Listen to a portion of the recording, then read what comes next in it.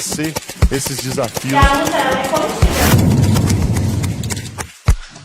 Enorme satisfação estar aqui esta segunda-feira, nesse 7 de setembro, cumprindo aí também, fortalecendo a agenda do grito dos excluídos e das excluídas, né, com muita resistência, com muita dignidade e com muita denúncia, né, tratando aqui desse capítulo fundamental para o povo brasileiro, que é a defesa das empresas públicas, das estatais, para fazer valer o conjunto de medidas, né, que as empresas estatais cumprem no socorro ao povo brasileiro, no atendimento, na prestação de serviços de altíssima qualidade, né, e nos processos também de integração e de unidade nacional. O capítulo da soberania nacional, ele é matéria bruta e condensada que é sentida pelo povo brasileiro quando a gente toca nessas variáveis infelizes que colocam mais de 30 milhões de brasileiras e brasileiros amargando desemprego e outros tantos desalentados e desalentadas.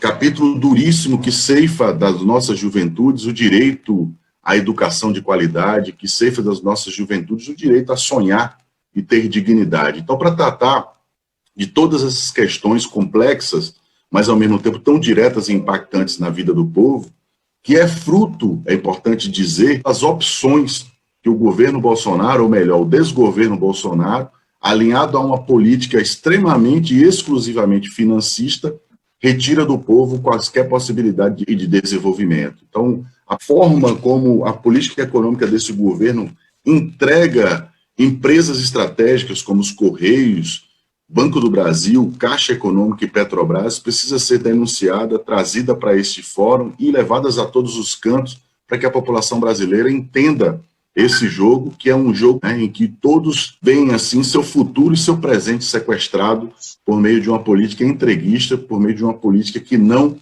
respeita o povo brasileiro, não respeita a dignidade desse país chamado Brasil. Então, para tratar de tudo isso hoje, nós estamos aqui. Hoje é um dia importante, né, comemorado no nosso país, o Dia da Independência, e muitos de nós ainda estamos procurando a independência, né, lutando para tê-la, né.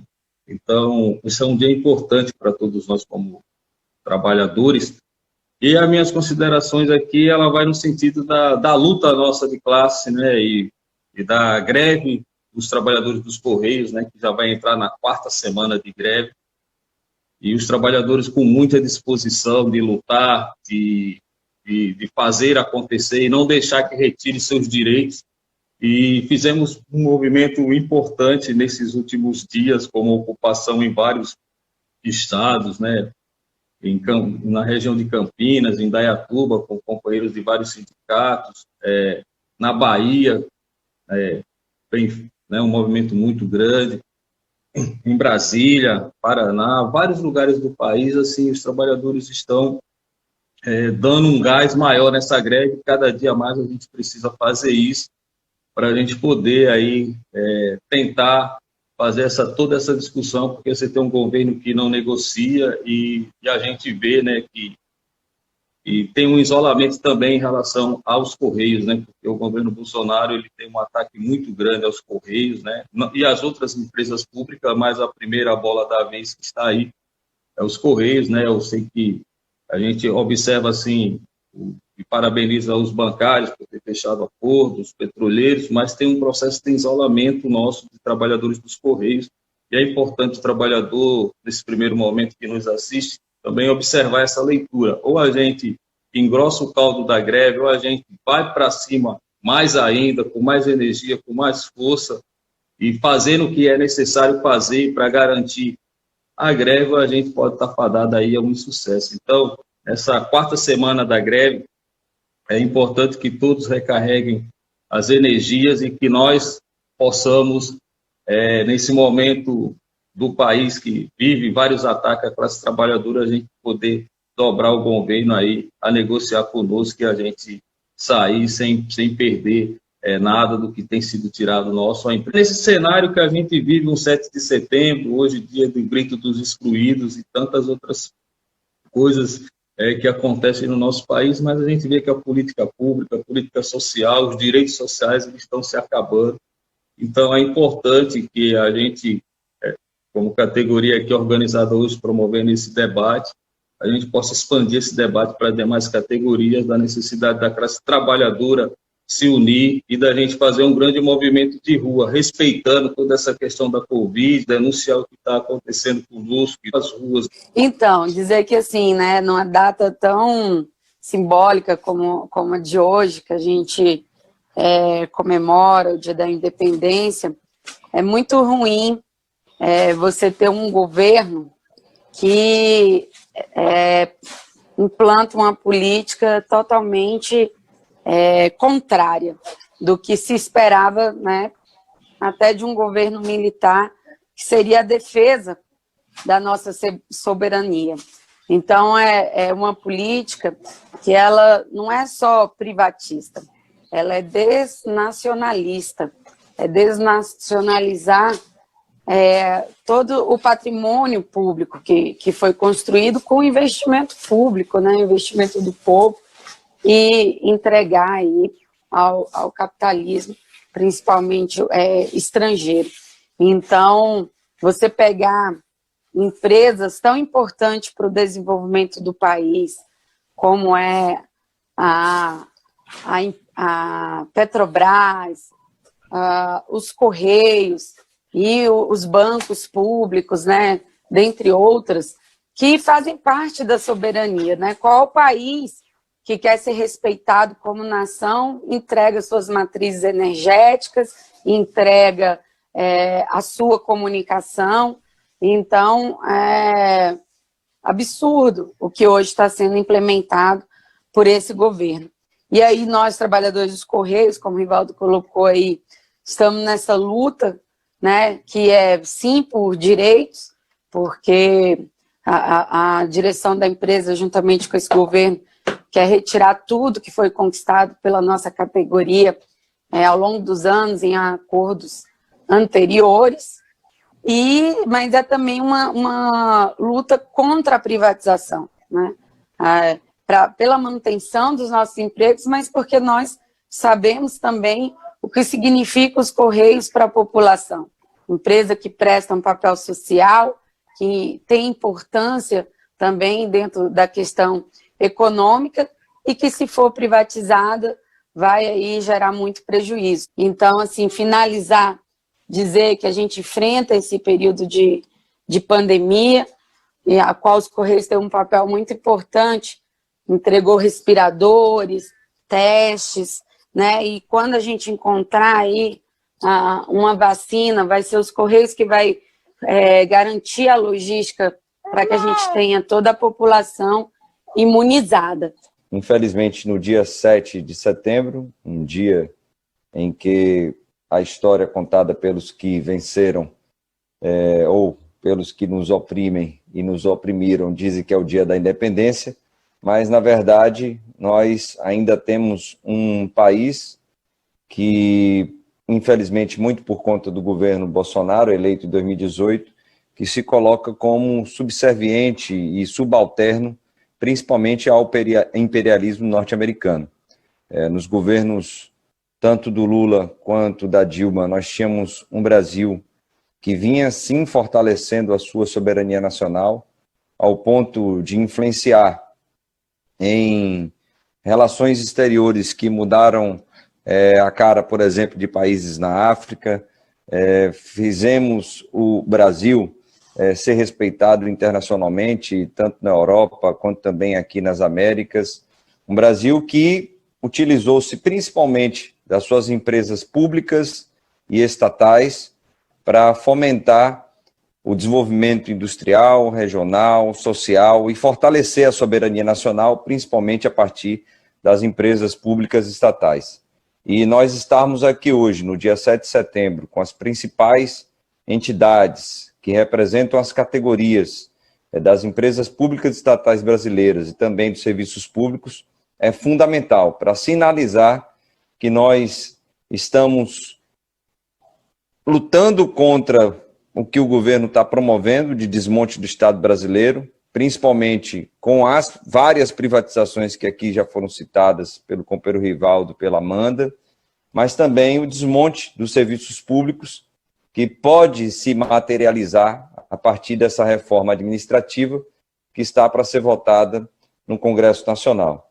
Algo que tenho colocado em diversos fóruns é a necessidade de nós termos uma luta específica contra as privatizações das empresas públicas estatais e contra o desmonte do Estado brasileiro, sem a contaminação das nossas pautas corporativas que nos levam a, como aqui coloquei, a focar energia, esforço, recursos a tratar esses temas.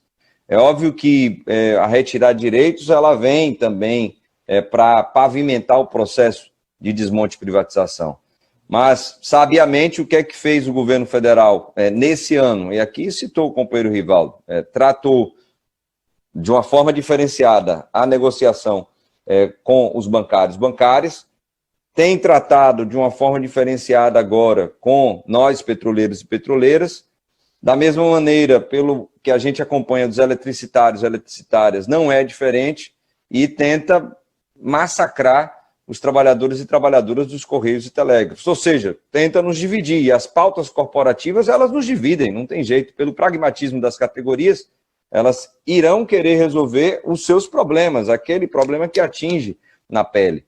Então, o tema da privatização, em algum momento, nós que aqui estamos, precisaremos juntar forças dessas categorias, que são categorias organizadas, que estão sob sérias ameaças para nós enfrentarmos o governo Bolsonaro. Sem isso, nós não conseguiremos barrar a reforma administrativa, sem isso, nós não conseguiremos barrar os processos de desmonte e privatização das empresas públicas estatais. Sozinhos, fazendo lutas à parte a respeito da privatização, nós não conseguiremos êxito.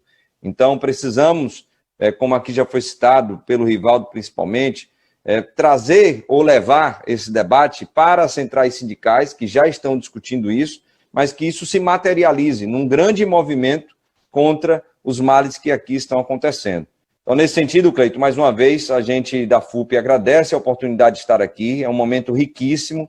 No pleno dia 7 de setembro, nós estamos aqui dizendo que a soberania nacional ela precisa ser defendida, não somente pelos dirigentes sindicais que aqui estão, não somente pelas categorias que aqui estão representadas, mas pela sociedade brasileira. Numa grande campanha nacional, num grande movimento nacional, que precisa começar aqui, entre nós, trabalhadores e trabalhadoras das empresas públicas estatais e dos serviços públicos que estão sendo massacrados, e nós, quando observamos o setor privado, um exército de reserva de mais de 40 milhões de brasileiros e brasileiras sem emprego, é óbvio que é uma dificuldade imensa em mobilizar esses setores. Mas esse setor aqui, organizado, mobilizado, da forma que sempre foi, poderá sim enfrentar o desmonte do Estado brasileiro. Então a FUP, Cleiton, aqui participa e está presente nessa luta e iremos, sem dúvida alguma, construir esse movimento e essa luta contra o desmonte do nosso país. Essa é a nossa caminhada e não tenho dúvida que hoje a gente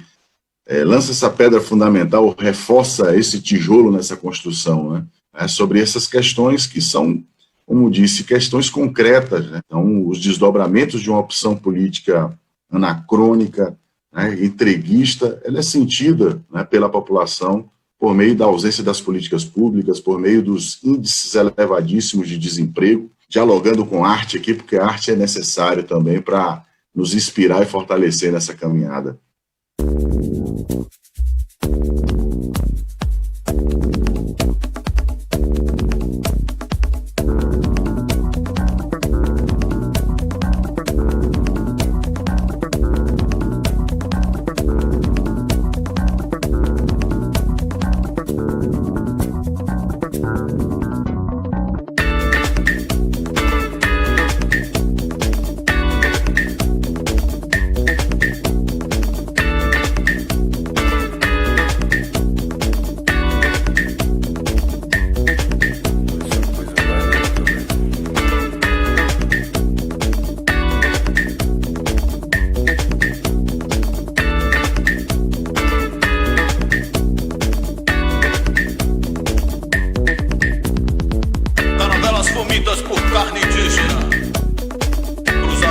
Cheios de pestes bíblicas, adoeceram as pessoas, contaminaram a água até o ar. Heranças vazias, bancos insaciáveis, civilização contra indígenas, civilização civilização contra a natureza. E quando a gente vai contar a nossa história, pai, a gente conta a história deles.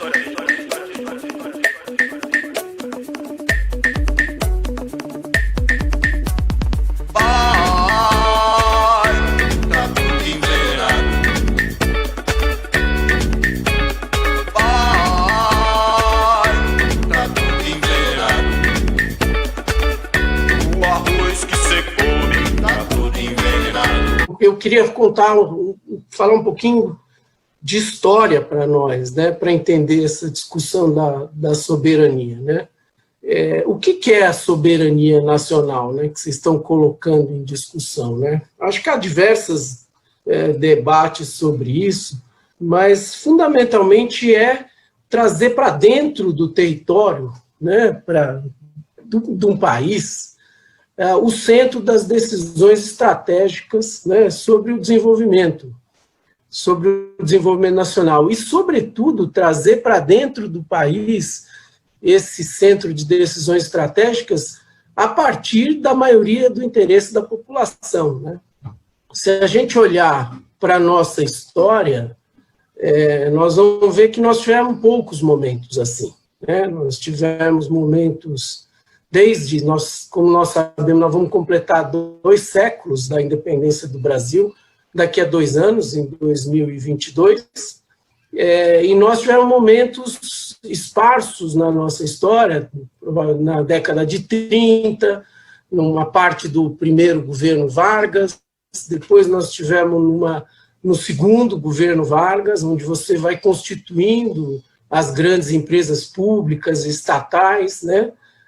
A negociação lá da CSN na Segunda Guerra Mundial, no alinhamento do Brasil com as forças contra o eixo, e depois, na década de 50, com o governo Juscelino, e agora, sem dúvida nenhuma, esses 12, 13 anos dos governos Lula e Dilma, onde você afirma a soberania nacional a partir dos interesses majoritários da população brasileira em direção ao quê? Um projeto de desenvolvimento, um projeto de incorporação da população ao desenvolvimento, geração de emprego e renda, melhoria da distribuição de renda. Isso é que é soberania nacional. E não é uma soberania nacional em oposição a outros países, né? Porque normalmente a gente costuma ouvir, não, a soberania nacional. Bom, a soberania nacional americana dos Estados Unidos se dá em oposição ao resto do mundo, se dá a partir da America First contra os outros interesses nacionais. Não se trata disso. A ideia é que você tenha soberania nacional para cooperar mundialmente, para atuar mundialmente em termos de cooperação, como, por exemplo, esse exemplo agora da pandemia, né? Se você tem uma área de desenvolvimento tecnológico, científico, de vacinas, qual que é a ideia? A ideia é que você possa cooperar mundialmente a partir do seu conhecimento, do seu desenvolvimento tecnológico nacional. E o Brasil conseguiu, é curioso, os professores de Campinas relataram recentemente num livro que veio uma delegação da China aqui ao Brasil recentemente e disse assim, mas o Brasil, por que o Brasil interrompeu o seu ciclo de desenvolvimento dos anos 30 aos anos 80, as 5 décadas de desenvolvimento? Desculpe. Eles dizem o seguinte, nós copiamos o Brasil. A China copiou o Brasil a partir dos interesses, da conjugação dos 3 grandes blocos, vamos dizer, econômicos, do Estado, das empresas estatais, das empresas privadas nacionais e das multinacionais que estavam instaladas aqui.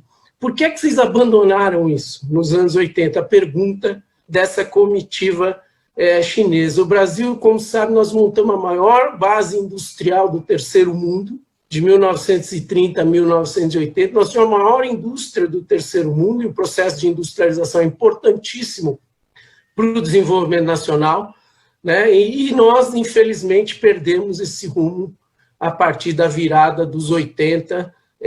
Por exemplo, nós estamos na fronteira do desenvolvimento tecnológico da segunda revolução industrial, né? Nós estávamos discutindo aqui, acho que o Ricardo Bezoini lembra bem disso, automação bancária, a lei de informática, né, de internalizar o desenvolvimento tecnológico aqui, inclusive com a participação de segmentos das Forças Armadas, e nós, infelizmente, perdemos esse rumo. Outro exemplo concreto que está aí, o 5G. Né? Como é que nós vamos nos alinhar a essa nova tecnologia revolucionária?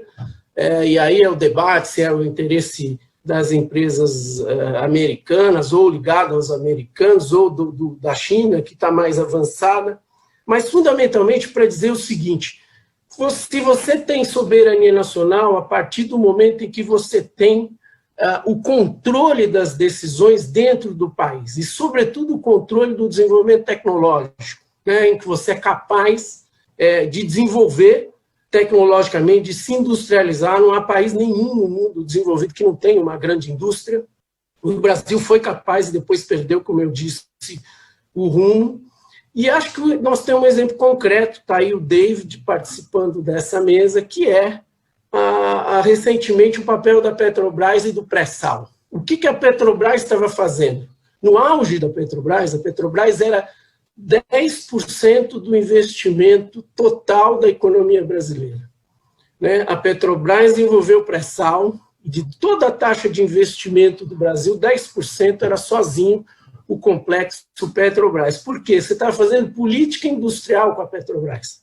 Você estava desenvolvendo toda a cadeia produtiva do complexo do óleo e do gás, né? Você estava desenvolvendo de novo a indústria naval, que o Brasil já tinha sido forte e tinha perdido, você estava desenvolvendo as grandes construtoras e tecnologias avançadíssimas, a mais avançada tecnologia de perfuração de poços de petróleo de profundidade, de muita profundidade. Então, isso era um desenvolvimento autônomo, decidido a partir de uma empresa estatal, decidida a partir de uma empresa que é propriedade do povo brasileiro. Isso que, para mim, representa a ideia de soberania nacional. Outro exemplo, a crise de 2008, o papel dos bancos públicos, né? O papel do BNDES, da Caixa Econômica, do Banco do Brasil, dos diversos bancos, do BASA, do BNB, enfim, dos diversos bancos públicos, que foram capazes de fazer uma política contracíclica em nome do quê? Da defesa do emprego e da renda e da soberania nacional.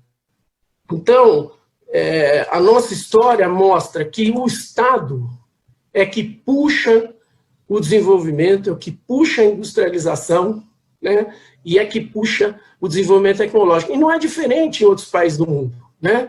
Dois exemplos simples que nos afetam hoje. O celular e a internet. Onde é que eles foram desenvolvidos? Foram desenvolvidos pelo investimento do Estado americano a partir da indústria do complexo militar. Né? Ou seja, é o Estado que puxa o desenvolvimento tecnológico e que normalmente é escondido nesse papo mole aí de que é o mercado que faz esse desenvolvimento. Então, nós temos dois exemplos recentes, o pré-sal e o papel dos bancos públicos. Os companheiros dos Correios estão aqui. O que é uma empresa de correio? A Amanda falou, o Zé Rivaldo. É uma empresa, além de tudo que ela faz, da relevância econômica e social do papel dela, ela é uma empresa de integração nacional. Num país desse porte, né, com esse tamanho, com essas desigualdades, uma empresa como o Correio é uma empresa absolutamente estratégica, não faz nenhum sentido que ela não seja uma empresa pública, uma empresa estatal, que tem o papel de atingir todo o espaço nacional, todo o território nacional. Todo o processo de luta política que nós vivemos no Brasil precisa ser recontado. Né, Serginho? Reconta aí para a gente saber qual é a história real do Brasil. Nós temos uma questão a discutir que é, digamos, caracterizar o que aconteceu no Brasil nos últimos anos. Eu não tenho dúvida de que o grande motivo pelo qual nós estamos vivendo esse retrocesso todo é que Lula e Dilma, na verdade, tiveram uma política externa autêntica e autônoma em relação aos Estados Unidos. E nós fizemos um movimento em direção a formar um bloco político internacional, o bloco dos BRICS, que afrontou completamente, principalmente pelo Brasil, o Estado da América. Os Estados Unidos não toleram uma outra potência nas Américas. As Américas devem pertencer, na visão do Departamento de Estado americano, aos Estados Unidos. E aí, todo esse processo ocorre a partir de 2013, 2014, para não apenas bloquear a articulação dos BRICS, o Banco dos BRICS, o Fundo dos BRICS, que se contrapunha a Bretton Woods, a FMI e Banco Mundial, mas principalmente para além disso, desmontar as instituições que permitem o Brasil ter a pretensão de ser um país soberano. E aí eles contam com uma geração de militares que não tem a mesma visão que os militares da década de 40, 50 e até da sangrenta ditadura militar, mas que tinham a visão de Estado Nacional. Primeiro falar dos Correios. Os Correios, nós estávamos discutindo em 2015, quando eu passei pelo Ministério das Comunicações, um breve período, em função da crise política, eu tive que voltar ao Palácio do Planalto, mas nós estávamos discutindo com a Huawei um acordo de cooperação onde os bancos chineses e a Huawei colocariam à disposição do Brasil um volume grande de bilhões de dólares para colocar fibra ótica em todo o território nacional e antenas de grande capacidade também em todo o território nacional. Para quê? Para assegurar banda larga com custo moderado e com alta capacidade para toda a população brasileira. Hoje é fundamental para educação, cultura, saúde, serviços, etc. Nós temos, para o conjunto da população, e a pandemia reforçou esse sentimento, o acesso à internet, porque democratiza todo o acesso ao conhecimento. No setor de petróleo, que o David está aí para reforçar essa questão, no setor de petróleo, a Petrobras, esta semana, anunciou que 70% de todo o petróleo nacional vem do pré-sal. O pré-sal que é aquela descoberta que os tucanos e a imprensa brasileira, no começo, ironizaram, disseram que o custo de extração seria inviável, e hoje a Petrobras tem o menor custo de extração de petróleo em águas profundas do mundo, rivalizando, inclusive, com petróleo produzido em terra na Arábia Saudita. Ou seja, o petróleo do pré-sal, que essa riqueza extraordinária, era a base para ampliar os investimentos em saúde e educação, e o esvaziamento da Petrobras visa justamente retirar do Brasil essa capacidade de ter soberania energética. Os bancos públicos, que nós conhecemos historicamente, nós temos uma luta desde os anos 50, uma luta em defesa do papel social, do papel estratégico dos bancos públicos, Banco do Brasil e Caixa e BNDES, e ainda o Banco do Nordeste e o Banco da Amazônia, além dos quase 30 bancos estaduais que tínhamos no Brasil, que restaram 4 ou 5 apenas, depois da devastação promovida por Fernando Henrique Cardoso, obedecendo às ordens do FMI e do Banco Mundial na década de 90, quando foi privatizados joias do país como o Banespa, o Benji, o Banerj e tantos outros bancos importantes que foram vendidos a preço de banana, como a forma de saneamento das finanças públicas estaduais, que poderia ter sido feito de outra forma, evidentemente com mais ganho para a população se fossem preservadas as instituições públicas. Então, esse conjunto de instituições dá base real, prática, econômica, na linha do que disse o Sérgio Mendonça, para que exista a possibilidade de uma política soberana de desenvolvimento. E aí eu lembro do papel que a China está tendo nos últimos anos, nos últimos 40 anos, mas particularmente nos últimos 20 anos, onde ela faz a transição de um projeto de uso da sua mão de obra barata e bem educada para produzir produtos desenhados e elaborados nos Estados Unidos, na Europa, no Japão e em outros locais, quando a China faz a virada a partir do Congresso do Partido Comunista, se não me engano, em 2005 ou 2006, para um grande projeto de desenvolvimento de tecnologia própria, a partir da construção de 1000 universidades com foco em ciência, tecnologia e inovação. 1.000 universidades que foram construídas da China. Então, certamente já fizeram mais de 850, vão completar as 1.000 universidades até 2026, com certeza. Então, concluindo a minha fala, dizer o seguinte, essa luta, as lutas, como o Sérgio disse, as lutas corporativas a gente tem que fazer, não tem jeito. A greve dos Correios merece todo o nosso apoio e nossa solidariedade, mas a luta principal ela tem um caráter mais globalizante, um caráter mais geral da classe trabalhadora, que é juntar consciência. O petroleiro precisa ter consciência de que os Correios são importantes, o bancário precisa defender a Petrobras, o pessoal do setor elétrico precisa defender as demais empresas, e nós precisamos ter capacidade de mostrar para o povo brasileiro que está se fazendo uma grande devastação econômica do Brasil e que nós vamos perder muito na contramão do que foi feito nos governos Lula e Dilma, quando essas empresas foram fortalecidas. E nós podemos sonhar, por exemplo, em ter os Correios, junto com a Telebrás, com uma grande plataforma de universalização do direito de acesso à internet a preços módicos ou até mesmo gratuita, para quem não puder pagar, dentro do programa de renda mínima, um processo de inclusão digital de alto potencial, aproveitando a capilaridade dos Correios e a tecnologia da Telebrás. Então, a saudação a todos, dizer que a independência que nós comemoramos hoje ainda está por ser construída. Nós estamos no dia 7 de setembro, com essa independência ainda inconclusa, ou independência nos seus restos, ou nos seus fios, extremamente ameaçada essa independência, e essa independência, o povo independente é um povo sem fome. É um povo sem fome. O povo independente é o povo que não vê a destruição do seu meio ambiente como nós estamos vivenciando. O povo independente é um povo que tem um Estado que possa exercer a sua função de proteção social. Então, quando a gente fala em independência, nós estamos falando de soberania nacional. E soberania nacional pressupõe educação. Essa que eles queriam acabar. A educação básica com a eliminação do próprio Fundeb, e foi vitória de educadores e educadoras, alunos e alunas.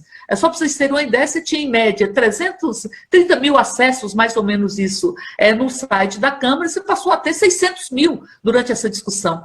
Houve uma verdadeira revolução, as pessoas se colocaram em movimento e começaram a protestar, e os deputados e deputadas tiveram que se curvar à pressão da própria sociedade contra a intenção do governo, que seria praticamente acabar o Fundeb. Então, a educação é importante para a soberania. O meio ambiente é importante para a soberania. Como é que a gente pode achar que a Amazônia ardendo em chamas, que nós possamos dizer e bater no peito que esse país é um país soberano?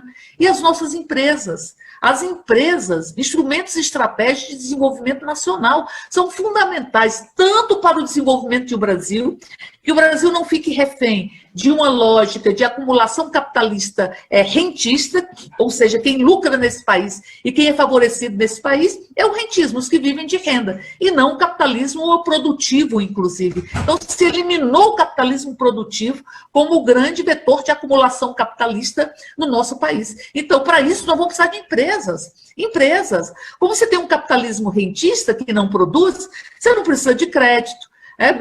O crédito, nós vamos trabalhar com crédito, mais de 70% do crédito rural, que é um crédito de risco, porque sofre as intempéries para o seu retorno da natureza, mais 72% está no Banco Brasil. Na Caixa, nós vamos ter 80% do crédito imobiliário. O crédito imobiliário de baixa renda, você atinge mais de 90%. Então, o que nós estamos vendo? Que para você ter um projeto de desenvolvimento nacional, você precisa de empresas. Você precisa da energia que chega em todo canto nesse país. A Eletrobras é fundamental para eliminar as desigualdades regionais. E para poder, no segmento que tem lucro, ela poder fazer com que aquele lucro, o subsídio cruzado, vá para o segmento que não tem lucro. Será que era possível imaginar um luz para todos se não tivéssemos uma Eletrobras? Será que era possível imaginar que nós tivéssemos tantas hidrelétricas que a Eletrobras perfaz um ativo de mais de 400 bilhões e o governo quer vender por 16? Elas têm de passivo do próprio Estado quase 3 vezes isso que o governo quer vender. E ela tem um lucro de 10 bilhões.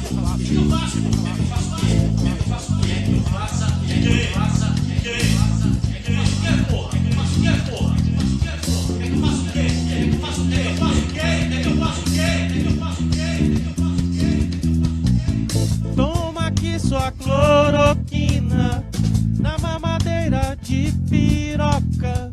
Um sorriso pra Regina, outro zap para o Frota. Todo dia na esquina um comércio fecha a porta. E no frio da piscina encoberto os guris há de nascer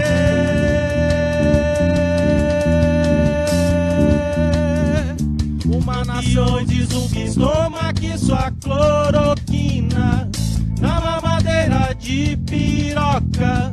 Um sorriso pra Regina, outro zap para o Frota. Todo dia na esquina uma indústria fecha a porta. E no frio da piscina encoberto os guris há de acender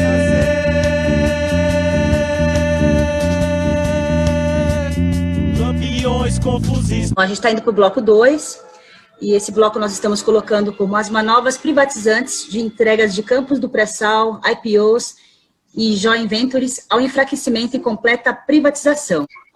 Eu queria ressaltar a ligação entre essa comemoração da independência com a questão do sistema da dívida, porque todo mundo precisa lembrar que em 1822, né, quando foi declarada a independência do Brasil, o que aconteceu em relação à questão da dívida? Portugal possuía uma dívida com a Inglaterra, na época de mais de 3 milhões de libras. Com a declaração da independência do Brasil, essa dívida foi empurrada para o Brasil. Só que tem um detalhe, o dinheiro nunca chegou aqui. Nós só recebemos a dívida.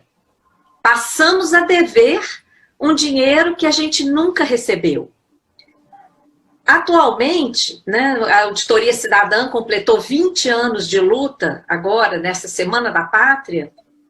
Nós criamos a expressão sistema da dívida exatamente porque nesses 20 anos de pesquisa sobre a dívida, nós detectamos o funcionamento de vários mecanismos financeiros que criam dívida pública sem contrapartida, que a gente batizou de sistema da dívida. Então, quando a gente olha para a independência, aquela primeira dívida do Brasil já foi uma dívida dentro desse esquema que a gente chama de sistema da dívida, ou seja, geração de dívida pública, o estoque da dívida aumenta, mas o dinheiro não chega para investimentos. Por isso é que a gente luta por uma auditoria. Grande parte dessa chamada dívida pública que está aí são títulos usados, por exemplo, para remunerar a sobra de caixa dos bancos. Quase 2 trilhões de reais de títulos o Tesouro Nacional dá para o Banco Central. O Banco Central não paga por esses títulos. O Tesouro doa títulos para o Banco Central e ainda paga juros para o Banco Central. Só isso aí, nos últimos 10 anos, custou quase 3 trilhões de reais. E é aí que está o rombo das contas públicas. Não é nos servidores públicos que estão aí agora atacados, mais uma vez, pela reforma administrativa. Não é nas estatais. Nós estamos aqui com vários representantes de estatais e é preciso unificar essa luta, fortalecer a luta contra as privatizações do patrimônio público. E, mais uma vez, a questão da dívida está diretamente ligada a isso. Porque, primeiro, essas estatais foram construídas com dinheiro público. Segundo, o lucro das estatais, desde a década de 90, tem leis que determinam que o lucro das estatais, em grande parte, é destinado para o pagamento da dívida pública. Essa dívida ilegítima, que nunca passou pela auditoria integral e que tem vários mecanismos, não é só a remuneração da sobra de caixa dos bancos que eu citei, porque agora não dá tempo. E que mais? Antes de privatizar, qual é o modelo? PDV, aqueles programas de demissão voluntária. Que mais? Investimentos. Antes de privatizar, o próprio Estado faz investimentos, como fez nos aeroportos antes de privatizar, como agora. Vocês viram o orçamento para o ano que vem? 4 bilhões a mais. Não, 4% a mais. Aumentou em 4% o investimento em energia. Não é investimento. É colocar dinheiro nas empresas estatais que serão privatizadas, se a gente não conseguir barrar. O pré-sal, a dívida que a Petrobras tem, a maior parte é investimento no pré-sal, e a PPSA está na lista de Guedes para ser privatizada. Entre os ativos, e mais, quando privatiza, esses passivos, as dívidas das empresas estatais privatizadas, são transformados em dívida pública. Então, por exemplo, vou dar um exemplo aqui que até o Berzoini chegou a falar da privatização dos bancos estaduais, que a desculpa na época era sanear as contas dos estados. Na verdade, foi o contrário. Quando privatizaram o Banespa, mais de 30 bilhões de passivo do Banespa foram transformados em dívida do Estado. Que saneamento é esse, gente? Que aumenta a dívida do Estado em mais de 30 bilhões e joga para o povo pagar. Isso está nesse livro aqui, ó, que agora, nos 20 anos da auditoria, nós estamos liberando acesso ao PDF dos nossos livros. Esse livro, que é uma das raras obras sobre a dívida dos estados, fala do escândalo que foi a privatização dos bancos estaduais, cujos passivos foram transformados em dívida pública dos estados, tá? Bom, eu não quero ultrapassar meu tempo, mas eu quero deixar aqui a solidariedade da Auditoria Cidadã da Dívida para a luta contra as privatizações. Nós já fizemos, inclusive, lives com o pessoal dos Correios, com o pessoal que defende a questão da água, que também está sendo privatizada aí com esses projetos de saneamento.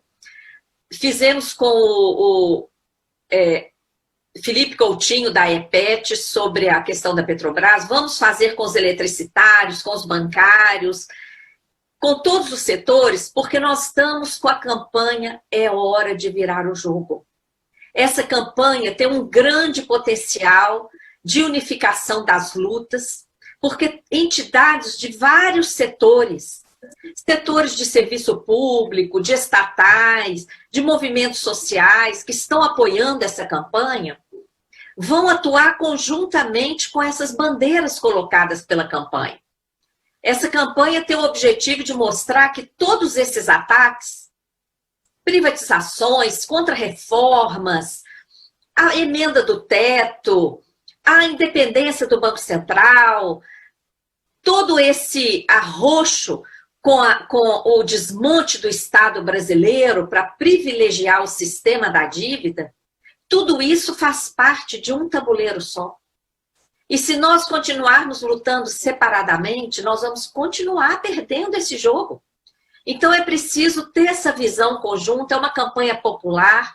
Eu aproveito para convocar todas as entidades que estão participando aqui, que ainda não se associaram a essa campanha.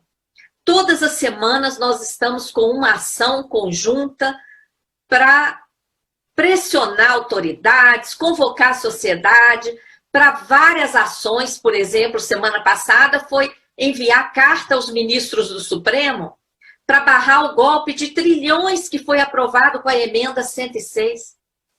Falam que não tem dinheiro para nada, que tem que rifar todo o patrimônio público, mas autorizaram o Banco Central a comprar trilhões de papel podre de bancos, sem limite, sem dizer o tipo do papel, sem dizer minimamente o prazo do papel. O Brasil pode virar lixão de papel podre do mundo com essa emenda que, na pressa de votar, o texto aprovado na Câmara ficou diferente do Senado, gerou uma inconstitucionalidade. Então, a ação conjunta da campanha semana passada foi mandar carta para os ministros e ministras do Supremo para barrar o golpe de trilhões. A próxima ação vai ser um questionamento ao Paulo Guedes. O que está por trás das privatizações? Por que privatizar os Correios, a única empresa pública que está presente em 5.570 municípios? Uma empresa altamente lucrativa, uma empresa que faz muito mais do que atividade de Correios. Na época das eleições leva urnas, leva vacinas agora, em épocas de vacinação. É uma empresa que faz inúmeros papéis, inclusive de banco postal, onde não existem agências bancárias. Por que privatizar os Correios? O que está por trás disso é interesse das grandes empresas de marketing. E por trás disso virá uma sonegação brutal. Porque se as empresas de marketing dominarem essa logística, não vai ter mais emissão de nota fiscal, não, gente. Hoje os Correios exigem nota fiscal para despachar os produtos. Se a própria empresa de marketing for dona da logística, vai ficar igual a exportação de commodities nos portos privados, sem controle. Tá? Então, é preciso unificar as lutas, porque é um crime privatizar Correio, Petrobras, Eletrobras, Embraer, né, que já foi, e agora nós estamos vendo aí o resultado. Vocês viram essa semana, anúncio de mais de 900 demissões lá em São Paulo. É isso que vem na esteira dessas privatizações. O desmonte do emprego, o desmonte do nosso desenvolvimento socioeconômico. Como o tema desse bloco é um pouco falar sobre o que se tem feito, né, dentro desse último governo, desses últimos governos, eu acho que a contribuição que o INEP pode trazer para esse debate é justamente da gente entender o que de fato o governo Bolsonaro, que não tem vindo só dele, mas já tem vindo de uma guinada liberal desde o golpe de 2016. Vocês lembraram muito bem aí de que o desmonte da Petrobras esteve no centro do golpe ali contra Dilma em 2016, mas que continua, né, criando agendas, né, uma agenda neoliberal de privatização e de entreguismo. Mas a gente precisa entender um pouco de como isso tem sido feito, né? Porque eu percebo, claro que não sou um especialista nisso, mas eu percebo muito que as outras categorias também são extremamente bombardeadas por uma narrativa que é totalmente diferente do que todo mundo está falando aqui, né? Que é justamente essa ideia de que, em vez de pensar a empresa estatal como uma promotora do desenvolvimento industrial, ou como uma integradora nacional, como no caso dos Correios, no Banco do Brasil.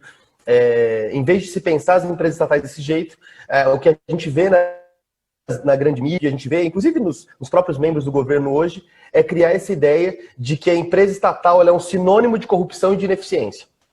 Então, assim, hoje o cidadão brasileiro tem sido bombardeado por essas informações, então, que dificultam muito o debate, porque são comentários muitas vezes rasteiros, né? Porque chega assim e fala, por que o governo precisa ter uma empresa de petróleo?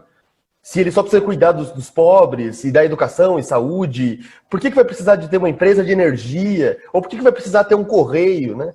Então, eu percebo que hoje o debate ideológico tem sido muito ofensivo em relação às empresas estatais, sempre com esse discurso aparentemente moderno e democrático que seria privatizar esses serviços. E é justamente nesse momento dessa guerra de narrativas que eu acho tão importante a gente se juntar como categoria de trabalhadores e trabalhadoras e pensar, né, como disputar essas narrativas, né? Porque, de fato, se a gente olha de fora, por que o Brasil precisa ter necessariamente uma empresa estatal de petróleo? Qual a importância disso, né? Não é melhor, então, que o Estado se especialize em cuidar de serviços sociais, enquanto outras empresas específicas no setor cuidem dessa área? É uma narrativa muito forte, é uma narrativa muito sedutora, né? E essa a gente tem que enfrentar sempre, né? Porque, sobretudo quando a gente está falando do caso da Petrobras e desse mundo do petróleo, essas empresas, de longe, não trabalham numa lógica microeconômica, né? Numa lógica de livre mercado, que ganha quem tiver o menor preço e a melhor eficiência. Isso não acontece. Só para trazer um dado para vocês, as últimas reservas, 80% das novas descobertas de petróleo foram feitas por empresas estatais nos últimos 5 anos. Então, assim, o que a gente pode dizer é que 80% das novas descobertas foram feitas não por agentes da iniciativa privada, mas sim por atores geopolíticos que estão entendendo que essa disputa não é só uma disputa econômica, mas ela é uma disputa por soberania energética.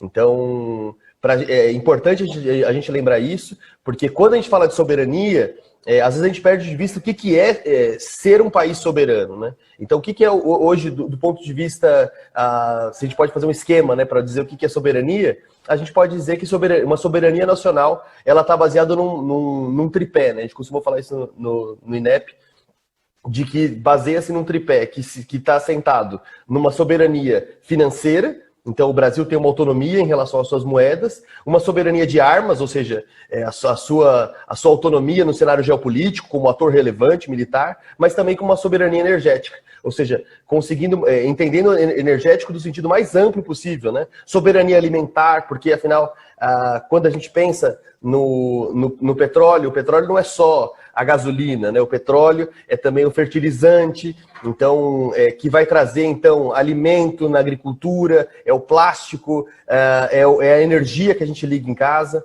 Então, quando a gente reclama essa necessidade de uma soberania energética do país, é exatamente o Brasil não ficar refém de atores supostamente privados, empresas supostamente privadas, mas que, na verdade, atendem à agenda geopolítica de outros países, como a gente tem visto aí, os Estados Unidos como um grande ator nesse cenário, a Europa também que se posiciona de maneira bastante estratégica, a China. E qual é a posição do Brasil? Né? Qual tem sido a posição do Brasil? Bom, se a gente observar de 2016 para cá, a gente percebe que a Petrobras, que tinha entendido, né, principalmente dos anos 2003, né, até 2015, a Petrobras tinha entendido de que ela podia ser um ator relevante no cenário geopolítico internacional. O Berzolini falou muito bem sobre isso, né? Sobre como a Petrobras, como o governo brasileiro, num determinado momento, se viu como relevante, não só para resolver suas questões domésticas, mas para articular um projeto de desenvolvimento internacional, de sul a sul, né? Tentando aí sair um pouco dessas dicotomias, China e Estados Unidos, e o Brasil tentar criar o seu próprio caminho no mundo. Quando a gente vem a partir de 2016, a coisa muda completamente. E é um pouco do que a gente tem visto hoje, né? A Petrobras, criou-se uma narrativa em torno da Petrobras que foi muito patrocinada pela Operação Lava Jato, de que a ideia era de que a Petrobras não estava promovendo o desenvolvimento industrial do país, o desenvolvimento econômico, o desenvolvimento energético. Não, na verdade, a Petrobras ela tinha se tornado um antro de corrupção, o centro de uma grande quadrilha, e que isso se provava, por exemplo, no endividamento da empresa. Então, para tentar solucionar o problema do endividamento, então, era necessário que a Petrobras começasse a se desfazer dos seus ativos, parar de ficar sendo empresa em diversos ramos de negócio e focalizar no que ela seria de melhor, que seria a exploração e produção no pré-sal. Então, o que a Petrobras tem feito de 2016 para cá? Ela tem aberto mão de vários segmentos que ela tinha, né? Então, a gente vê isso no parque de refino, né? A Petrobras colocou à venda 50% do seu parque de refino. A Petrobras está saindo praticamente de toda a região norte e nordeste. Então, ela tem aberto mão aí dos seus ativos no Nordeste. Ela abriu mão do seu mercado de fertilizantes, né? Colocou aí para arrendar as suas fábricas de fertilizantes, falando que a Petrobras, como assim, uma empresa de petróleo precisa ter um fertilizante, como se não houvesse ligação em uma coisa e outra, e como se as grandes petrolíferas já não fizessem essa ligação, né? A Total, que é a petrolífera francesa, tem um grande parque de fertilizantes, as chinesas têm uma grande integração. Enfim, o que a gente percebe é que a Petrobras, enquanto o mundo todo está cada vez mais verticalizando as suas empresas e ligando os negócios, né, ligando cada vez mais aquilo que a gente chama de sistema do poço de petróleo ao poço de gasolina, ou do poço ao pasto, né, ligando a relação entre como a exploração de petróleo também está ligado com a questão de alimentação. A Petrobras tem seguido um caminho totalmente divergente, que é o caminho de cada vez mais vender os seus ativos, abriu mão da distribuição, né, com a BR Distribuidora, vendeu a TAG, está vendendo gasodutos, só para focalizar exatamente na ideia de exploração e produção do petróleo nas bacias do pré-sal.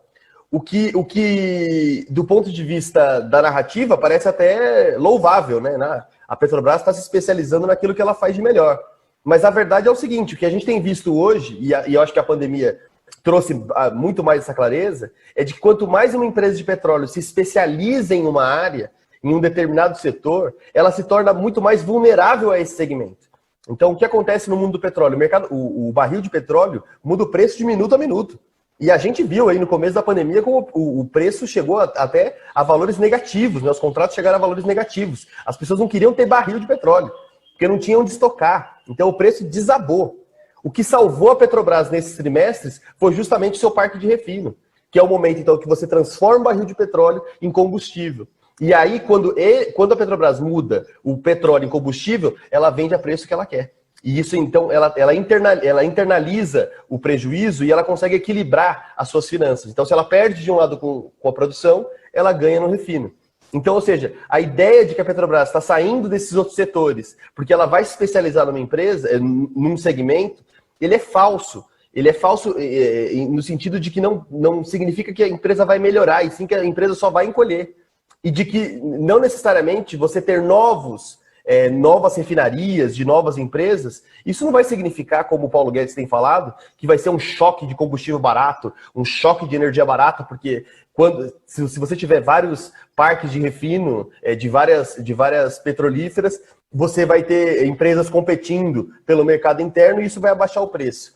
Os estudos do INEP mostram que isso aí é absolutamente falso, porque o que a Petrobras está fazendo é vendendo as suas participações em regiões em que a Petrobras já detém o monopólio desses lugares, estão vendendo para outros atores. Então, o que a gente está assistindo agora? É saindo o monopólio de refino da Petrobras para chegar a se tornar um oligopólio privado. Então, se a gente pensar lá, por exemplo, a refinaria da RLAM, na Bahia, né? Toda aquela região ali do Nordeste que é abastecida por ela, se for concluída a venda dela para uma outra empresa, não vai surgir uma outra petrolífera, uma outra refinaria do lado dela para competir em relação ao preço. Não vai acontecer isso. O que vai acontecer é que a empresa que comprar essa refinaria vai dominar aquela região e vai vender o preço da gasolina, do diesel, do jeito que ela quiser, ao preço que ela quiser. Então, o que na verdade o que está se fazendo é tirar cada vez mais a mão da autonomia do povo brasileiro em relação à sua autonomia energética e colocando na mão de outros atores, né? Então, deixando os fertilizantes, por exemplo, na mão de chineses, de franceses, de pessoas que agem como aconteceu agora durante a pandemia, que a gente viu grandes empresas como a 3M, por exemplo, mesmo no Brasil, impossibilitada de vender dentro do próprio país, porque houve uma ordem lá dos Estados Unidos de que a 3M era obrigada a exportar produtos para abastecer no caso da pandemia, o seu país de origem. Então, nada impede de que isso possa acontecer agora com essas empresas, de que uma Total francesa, sendo obrigada a ter que abastecer o seu país, enfim, os seus interesses, comece a mandar combustível para a Europa e desabastecendo o povo brasileiro. Então a gente desde já agradece a todos aí de nos ajudar a participar e a construir esse bom debate que a gente está fazendo aqui hoje. E agora eu quero passar aqui para a intervenção cultural, a banda Talo de Mamona, cantando a música Delírio do Povo.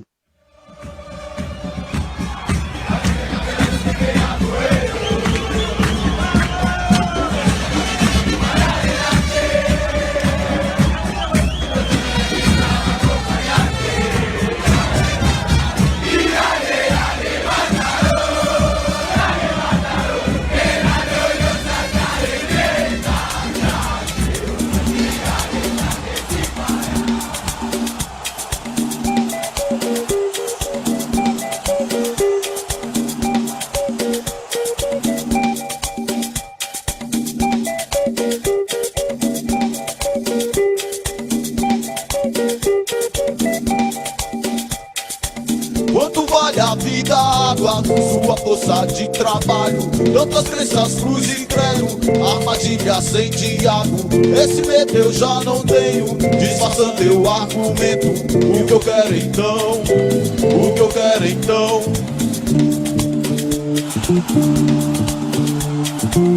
Para o delírio do povo, que desgraça. Tô me vendendo de novo, sem graça. Para o delírio do povo, que desgraça. Tô me vendendo de novo, de graça. Atenção, vem toda de roda descendo pela Goiabeira da Matos para a ponta direita. Vem Carlos Salles cheio de agrofocos pelo campo desmatado. Avança pela demarcação indígena, com ele não tem quilombola. Conectou com o César Araújo, avançando pelo aquecimento global. Tabela com o Lavo de Carvalho, faz a ligação com o Vetral.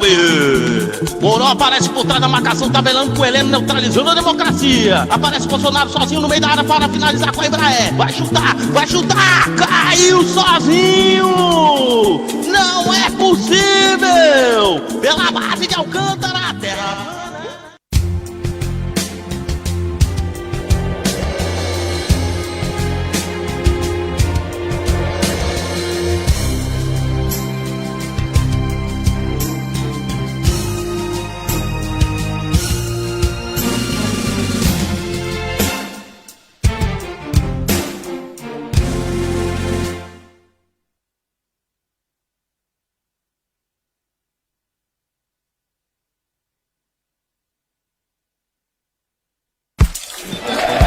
Bancário, vencer esses desafios.